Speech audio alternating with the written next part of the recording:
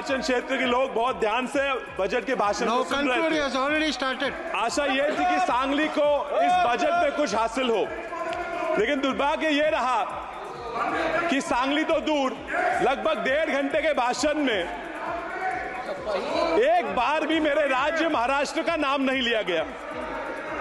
असम और बिहार के नदियों में आने वाली बाढ़ की बात की गई, लेकिन महाराष्ट्र में भी बाढ़ आते हैं, लेकिन महाराष्ट्र में बाढ़ और उससे होने वाली जान और माल के नुकसान की हानि की बात अर्थमंत्री जी ने नहीं की।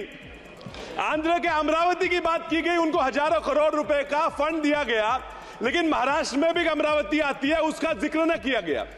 सांगली जो मेरा निर्वाचन क्षेत्र है, वो भी चाहता है कि स्मार्ट सिटी में उसका समाविष्ट हो, उसका ना स्मार्ट सिटी में समाविष्ट हुआ, न वहां हवाई अड्डे के लिए कोई निधि दिया गया। बिहार के सिंचाई योजनाओं के लिए AIBP और PMKSY से निधि देने की बात की गई, लेकिन मेरे महाराष्ट्र में, मेरे सांगली में विस्तारित महिषासुर और विस्तारित टेम्बू प्रकल्पों के लिए AIBP से निधि देने के लिए अर्थ मंत्री को कोई जरूरत महसूस नहीं हुई। महोदय, भारत के टैक्स का 37% हिस्सा यह महाराष्ट्र से आता है। भारत की GDP का 14% हिस्सा यह महाराष्ट्र देता है। सरकार का लक्ष्य है कि 5 ट्रिलियन की इकोनॉमी बनाएंगे। 5 ट्रिलियन की इकोनॉमी बनाने के लिए अगर भारत का महाराष्ट्र से 1 ट्रिलियन की इकोनॉमी ना बने तो ये 5 ट्रिलियन मुमकिन नहीं है। महाराष्ट्र के विकास के बिना इस भारत राष्ट्र का विकास होना नामुमकिन है। मैं महाराष्ट्र के एक स्टेट एंथम, जो हमारा राज्य गान है, उससे एक लाइन आपको बताता हूं। दारिद्र्याच्या उन्हात शिजला, निढळाच्या घामाने भिजला, देश गौरवासाठी झिजला, दिल्लीचे ही तख्त राखितो महाराष्ट्र माझा।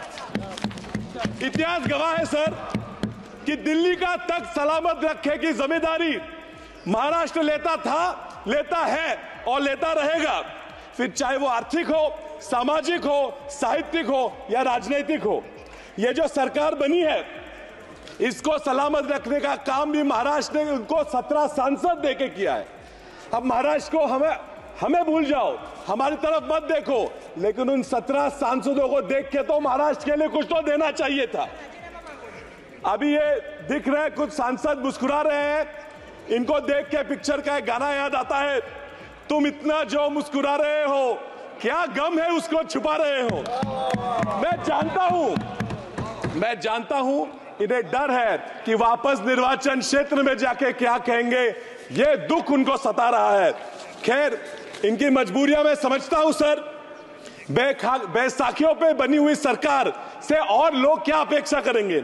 मुझे डर है कि ये बैसाखियों पे मजबूरी चलने वाली सरकार अपना देश न डुबा दे। सर, राज्यों की बात छोड़ते हैं, सामान्य लोगों की अपेक्षाओं पे क्या क्या किया ये मैं पूछता हूं। MSP को लीगलाइज करने की बात की, ये इन्होंने नहीं की।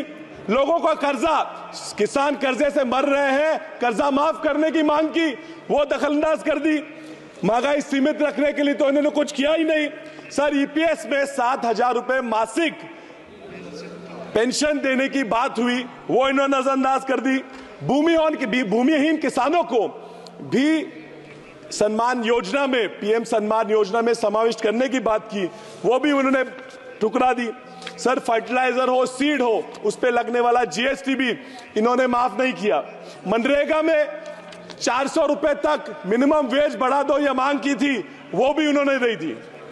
चलिए, नहीं दिया तो नहीं दिया, जो दिया उस पर मैं सर 1 मिनट बात करूंगा। Food subsidy, they have decided to again continue with the 80 crore food subsidy. So it's a very ironic issue because the entire BJP's plan, election manifesto going around telling people was कि if you don't vote us back to power, आपकी food subsidy खत्म हो जाएगी। Sir, food subsidy की बात करते हैं और खुद इन्होंने इनके बजट में फूड सब्सिडी पे देने वाला प्रोविजन कम कर दिया है। सर, ये किसानों की वेलफेयर की बात करते हैं, 13.5% फर्टिलाइजर की सब्सिडी के लिए होने वाला प्रोविजन इन्होंने कम किया है। सर, ये इंटर्नशिप की बात करते हैं, 500 फर्म मिलकर 20,000 लोग हायर करेंगे, बात करते हैं, मुझे ये मुमकिन नहीं लगता। सर, ये 3 करोड़ घर बनाने की बातें करते हैं, मैंने पूरा बजट छान मारा, पिछले बजट से इस बजट में सिर्फ 5% ज्यादा प्रोविजन किया है। ये किसे फंसाने की कोशिश कर रहे हैं सर? ये छोड़ के बजट में 70,000 पिछले वोटर अकाउंट में और 60,000 इस वोटर अकाउंट में उन्होंने न्यू स्कीम्स के लिए दिए हैं। कौन सी न्यू स्कीम्स है? इससे क्या होने वाला है? क्यों नहीं बताते? हमसे वोट मांग रहे हैं और नहीं बता रहे 60,000 रुपए कहां जाए। Sir, you are in this budget, is this a budget only of announcements और is this a budget only for actual provisions? मैं आपको हमारे संत तुकाराम महाराज जी का एक अभंग सुनाता हूं। बोला चीज कड़ी, बोला चाच बात, जेवून तृप्त कौन झाला।